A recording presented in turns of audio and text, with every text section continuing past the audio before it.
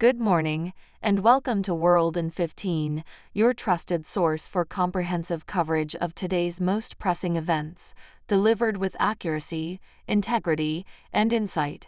David Beckham has inked a deal to serve as a global ambassador for AliExpress, an online retail platform owned by Chinese tech giant Alibaba.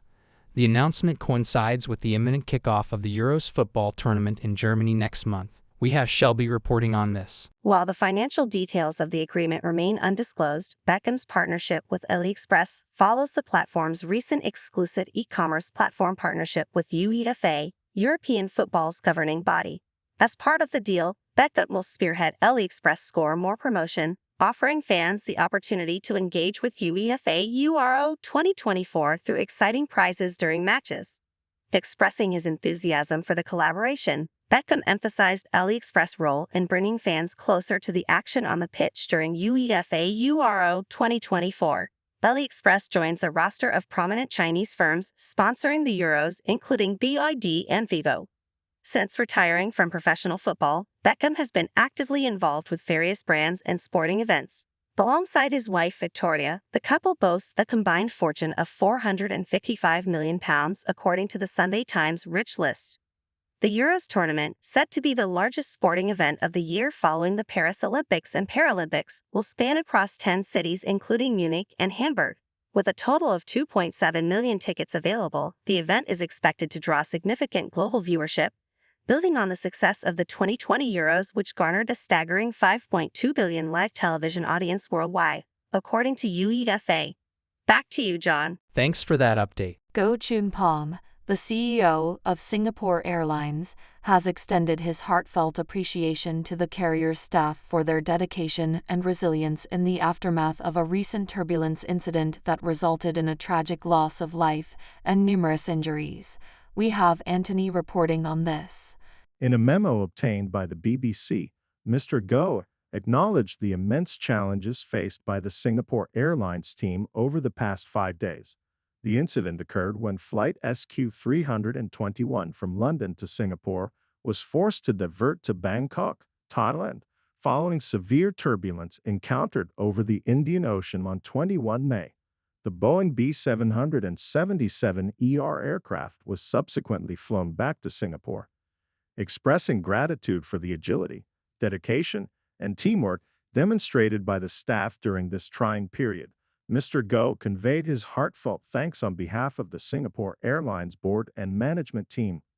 The flight diversion occurred due to a medical emergency, resulting in the unfortunate passing of a British passenger, Geoff Kitchen, and injuries to over 100 individuals who were subsequently treated at a hospital in Bangkok. The airline promptly flew unaffected passengers and crew to Singapore the following day. Mr. Goh emphasized the airline's ongoing support for injured passengers and staff, revealing that he personally visited the hospital to offer assistance. In a video address, he extended his deepest condolences to Mr. Kitchen's family and expressed apologies to all those affected. Singapore Prime Minister Lawrence Wong also conveyed condolences, highlighting his country's collaboration with Thai authorities in the aftermath of the incident.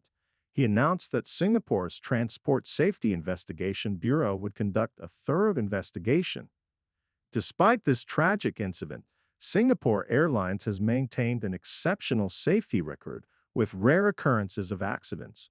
The airline remains committed to upholding the highest safety standards, ensuring the well-being of passengers and staff alike. Back to you, Bella. Thanks for that update. Families of the victims of the tragic Uvalde school shooting have initiated legal action against the manufacturer of the gun used in the attack, the creator of a popular video game series, and Meta, the parent company of Instagram. We have Jensen reporting on this. In two separate lawsuits filed in Texas and California, the families allege that these companies contributed to promoting dangerous weapons to susceptible young men, including the 18-year-old perpetrator of the shooting. The shooting at Robb Elementary School claimed the lives of 19 children and 2 teachers, marking the second anniversary of the devastating incident on Friday. The lawsuits specifically target Activision, the developer of the military video game series Call of Duty, Daniel Defense, a prominent gun manufacturer known for high-end rifles, and Meta, The plaintiffs assert that these companies played a role in grooming a generation of young individuals who find themselves living out violent video game fantasies in real life, facilitated by easy access to weapons of war. The gunman, Salvador Ramos, utilized an AR-15 style rifle during the attack. According to the lawsuits, Meta and Activision are accused of knowingly exposing the perpetrator to the gun he used in the shooting, shaping his perception of it as a solution to his problems. The lawsuits further allege that Instagram, Activision, and Daniel Defense engaged in a collaborative scheme that targeted insecure adolescent boys, contributing to the tragic outcome in Uvalde. The gunman's exposure to Call of Duty, a war-themed video game featuring a rifle similar to the one used in the shooting, began at the age of 15, as outlined in the lawsuits. Additionally, Daniel Defense allegedly subjected the teen to aggressive marketing through Instagram advertisements.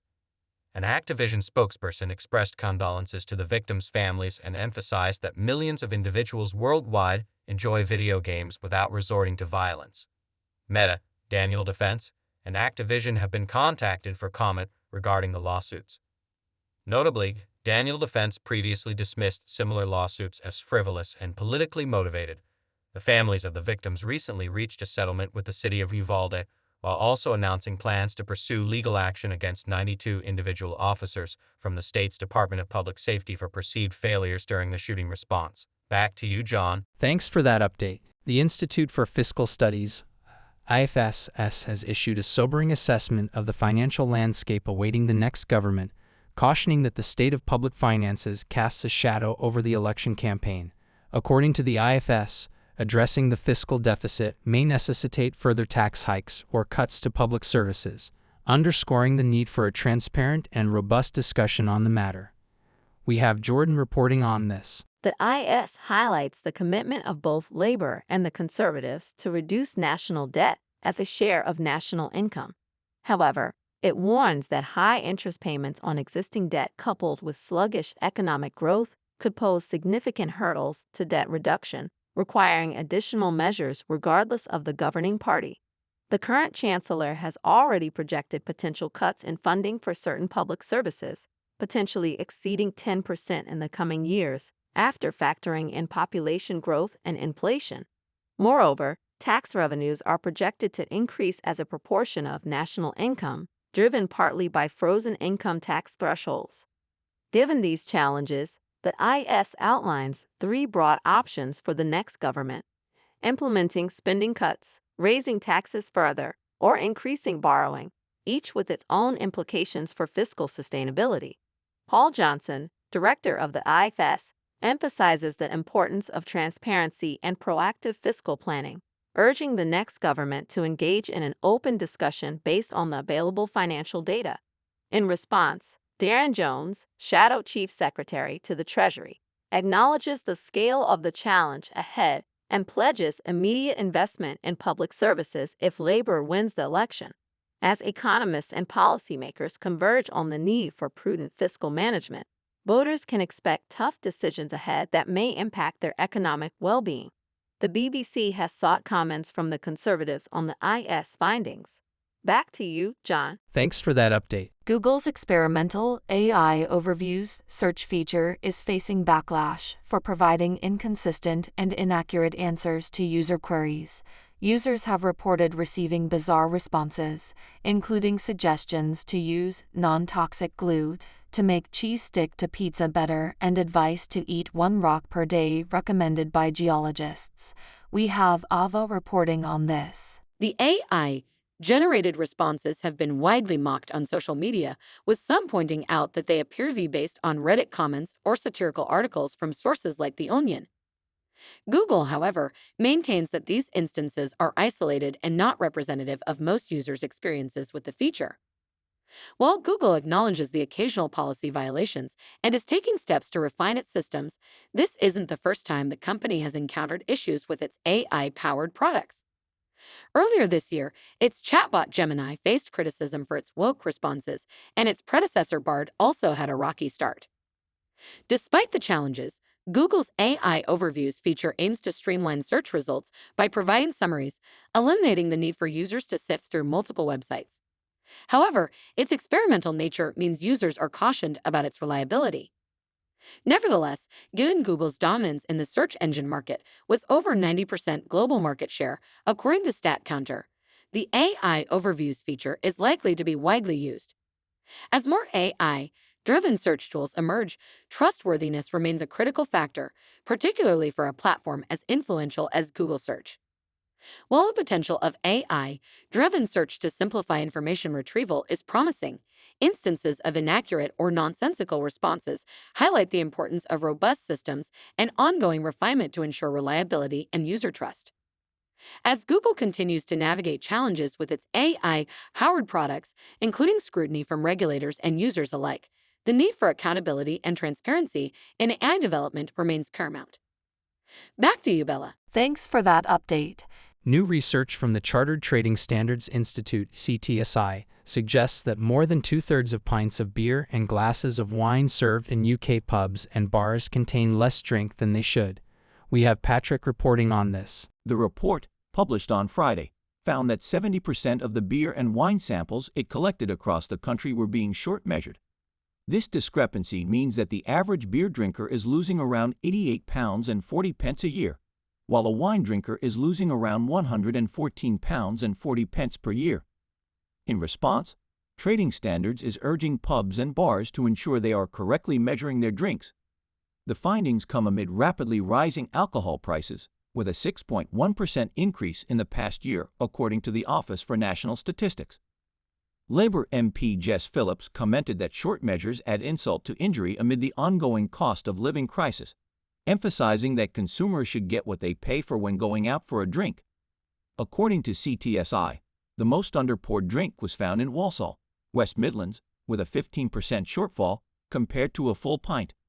Similar deficits were observed in Belfast and Havering in East London.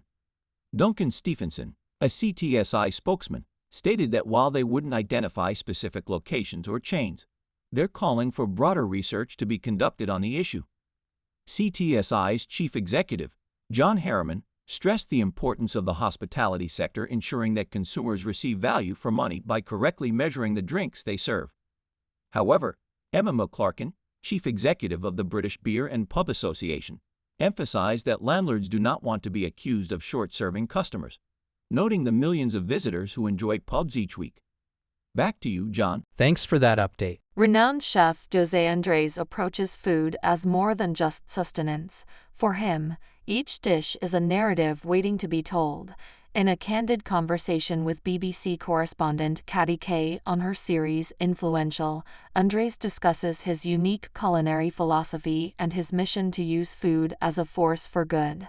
We have Lee reporting on this. Andrés, a 2-Michelin-starred chef and restaurateur behind iconic establishments like Jaleo and Minibar, views his restaurants as platforms for storytelling. Each culinary creation is imbued with meaning, reflecting his diverse experiences and global perspective. Beyond his culinary ventures, Andrés is the founder of World Central Kitchen, WCK, an organization that provides emergency food relief in disaster-stricken areas worldwide. For him, food is not just about flavor, it's about nourishing both body and soul, serving as an oasis of comfort and a catalyst for positive change. His culinary journey began at the age of 15 when he enrolled in culinary school in Spain. A pivotal moment came during his military service, where he served as a cook for an admiral, exposing him to the power of collaboration and teamwork in making a difference. An encounter with Chef Ferran Adrià of El Bulli further shaped Andrés' culinary vision. His tenure at the renowned restaurant inspired him to push culinary boundaries and create unique dining experiences. Arriving in New York and later settling in Washington, D.C., Andrés contributed to transforming the culinary landscape of the nation's capital. Despite its initial perception, he recognized Washington's culinary potential and played a role in elevating its status as a culinary destination. In Andrés' world, food transcends mere sustenance. It becomes a medium for storytelling, community building, and social impact.